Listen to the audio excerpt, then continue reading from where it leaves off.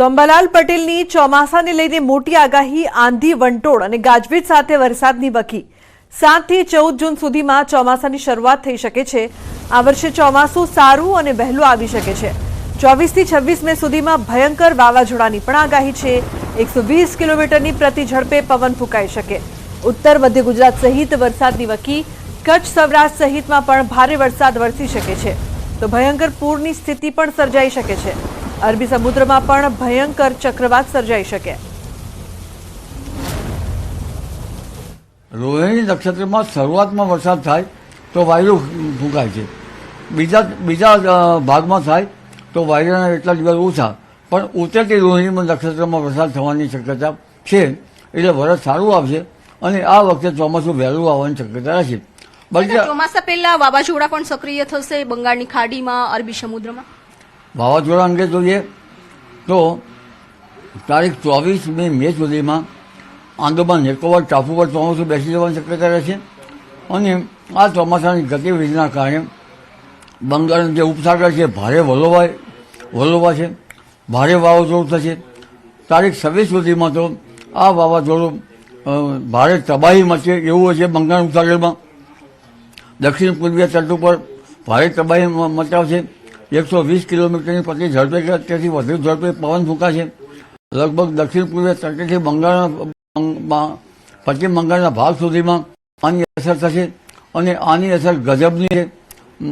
લગભગ દક્ષિણ પૂર્વીય તટો ઉપર તો પૂર આવે તેવી સ્થિતિની શક્યતા છે, પરંતુ આ સ્થિતિના કારણે જે બંગાળના ઉપસાગરનો ભેજ અને અરબ સાગરનો ભેજ મર્જ થશે અને ભેજ મર્જ થતાં એકબીજા વાયુ અથડાવાથી પ્રી મોન્સૂન એક્ટિવિટી વખતે ગાજવીજ સાથે વરસાદ થવાની શક્યતા રહે છે અને આ ગાજવીજ જે છે એ રોહિણી નક્ષત્રમાં પણ થશે અને આ જે છે એ પ્રી મોન્સૂન એક્ટિવિટીના ભાગરૂપે થશે, પણ બંગાળ ઉપસાગરમાં જે વાવાઝોડું છે એ તો ભારે થવાની શક્યતા રહેશે।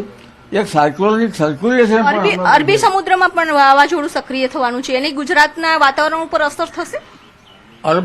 અરબી સમુદ્રમાં વાવાઝોડું લગભગ મેના અંતમાં અને જૂનની શરૂઆતમાં થવાની શક્યતા રહેશે। આ વાવાઝોડાની અસરો જે છે એ અસર તો ભારે કરશે, પરંતુ ત્યાંની થોડીક હજુ વાર છે આ વાવાઝોડાની, એટલે તે પૂર્વે બંગાળનો ઉપસાગર અને અરબ સાગરનો ભેજ મર્જ થશે અને જે રોહિણી નક્ષત્રમાં છે ભારે ગાજવીજ સાથે વરસાદ થશે। તો નીટ પરીક્ષા કાંડનો વધુ એક આરોપી સકંજામાં આવ્યો છે। વિભોર આનંદ નામના આરોપીની ધરપકડ કરવામાં આવી છે। વિદ્યાર્થીઓના નામ વિભોરે આપ્યા હોવાનું ખુલ્યું છે। પરશુરામ રોયની પૂછપરછમાં આવ્યું છે સામે। અગાઉ મુખ્ય 3 આરોપીઓની ધરપકડ કરાઈ છે। મૂળ બિહારનો વડોદરામાં રહે છે આરોપી। સંવાદદાતા રાજેશ જોશી જોડાયા છે ફોન લાઈન પર વધુ માહિતી આપવા માટે। રાજેશ, શું અપડેટ્સ પ્રાપ્ત થઈ રહી છે આ સમગ્ર મામલે? ચોક્કસ લુબના વાત કરવામાં આવે તો નીટ કાંડનો જે મામલો હતો તેમાં પોલીસ દ્વારા 3 આરોપીને ઝડપી લેવામાં આવ્યા હતા, જેમાં જે પ્રથમ ઝડપાયો હતો આરોપી પરશુરામ રોય, તેની પૂછપરછ દરમિયાન એક મોટો ખુલાસો થયો છે। પરપ્રાંતના જે વિદ્યાર્થીઓ હતા તેઓની યાદી તેઓને વિભોર આનંદ નામના વડોદરા ખાતે રહેતા અને કન્સલ્ટન્સીના બિઝનેસ કરતા વ્યક્તિ દ્વારા આપવામાં આવ્યા હતા, જે આધારે પોલીસ દ્વારા વિવિધ સ્થળોએ વિભોર આનંદને ઝડપી લેવા માટે છાપો માર્યો હતો, પરંતુ તે બિહાર ભાગી ગયો હોવાનું ધ્યાનમાં આવ્યું હતું, જેથી પોલીસે હ્યુમન સોર્સિસ સાથે સાથે ટેકનિકલ સર્વેલન્સના આધારે તેને બિહારના મધુબની જિલ્લામાંથી ઝડપી લીધો છે। હાલ આરોપીને ઝડપી અને પોલીસ દ્વારા વધુ પૂછપરછ કરવામાં આવી રહી છે। અત્રે ચોક્કસ કહી શકાય કે જે પરપ્રાંતના જે 10 જેટલા વિદ્યાર્થીઓ હતા તેઓની યાદી મળી આવી હતી। હજી પણ વધુ વિદ્યાર્થીઓની યાદી મળવાની શક્યતાઓ પણ નકારી શકાય એમ નથી। હાલ જે આરોપીની સંખ્યા જે 4 થઈ છે, સાથે સાથે પોલીસ દ્વારા હવે વિદ્યાર્થીઓ અને વાલીઓના પણ નિવેદન લેવાની શરૂઆત કરવામાં આવનાર છે। ત્યારે જી બિલકુલ, આભાર આ સમગ્ર માહિતી બદલ। તો હજુ તપાસમાં થઈ શકે છે ખુલાસા। સમાચારમાં આગળ વાત સુરતની। સુરતના માંડવીમાં આમલી ડેમમાં તળિયું દેખાતા 20 થી વધુ ગામોમાં પાણીની સમસ્યા સર્જાય તેવી ભીતિ સેવાઈ રહી છે।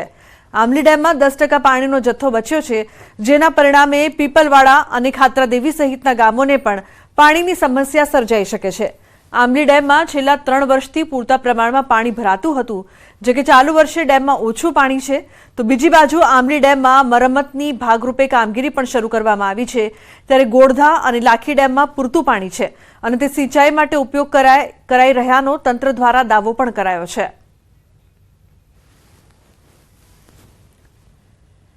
આમલી ડેમ ખાતે આજ રોજ 1.25 MCM જેટલું ડેડ સ્ટોરેજ રહેલું છે, જે કુલ સંગ્રહ શક્તિના 10% જેટલું છે. દર વર્ષે ઉનાળાના સમયમાં 20 મેની આસપાસ ડેમનું પાણી દરેક 7 જેટલા રોટેશન આપ્યાથી પૂરું થઈ જાય છે. હાલમાં તો 15 જેટલા ગામોને નુકસાન થાય છે, કેમ કે 10% જેટલું પાણી રહેલું છે એટલું પૂરતું સિંચાઈ માટે કે ડાકર માટે જે પાછળના ગામો છે ડેમની પાછળના, તેમને સતત તકલીફ નડે છે. ડેમનું જે રિપેરિંગનું કામ ચાલી રહ્યું છે તો બધું પાણી ખેંચાઈ રહ્યું છે અને 10% પાણી બચ્યું છે. તો જો વરસાદનું પાણી પાછું ખેંચાઈ જાય તો અમારો જે પાક છે તે નિષ્ફળ જાય અને ગયા વર્ષે જે વરસાદ વરસ્યો હતો તે આખું પાણી ખેંચાઈ ગયું છે. હાલ ઉનાળાની આકરી ગરમી ચાલી રહી છે. વાત કરીએ સુરત જિલ્લાના માંડવી તાલુકામાં 3 ડેમો આવ્યા છે, કાંકરાપાર ડેમ, આમલી ડેમ અને લાખી ડેમ. ખાસ કરીને વાત કરીએ તો આમલી ડેમની એની પૂર્ણતા સપાટી 115.80 મીટર ધરાવે છે. ગત સિઝનની અંદર ઉમરપાડા તાલુકાની અંદર એટલે કે વિસ્તારની અંદર વરસાદને કારણે ડેમ પૂર્ણતા સપાટીએ હતો, પરંતુ હાલ જે ડેમની મરામતને કારણસર હાલ ડેમને ખાલી કરવો પડ્યો છે, જે અંતર્ગત ખાસ કરીને 10% જેટલું ડેમની અંદર પાણી જોવા મળી રહ્યું છે અને કેચમેન્ટ વિસ્તાર પણ સૂકો ભર જોવા મળી રહ્યો છે. અને આ ડેમ અંતર્ગત જે આ સિંચાઈના પાણીના વપરાશ કરીને ખેડૂતો જે કમાઈ કરતા વિષયની એ હાલ 10% પાણી લઈને 15થી વધુ ગામોને હાલ આ તેમજ પશુપાલક માટે પણ પાણીની સમસ્યા ઉદ્ભવી રહી છે.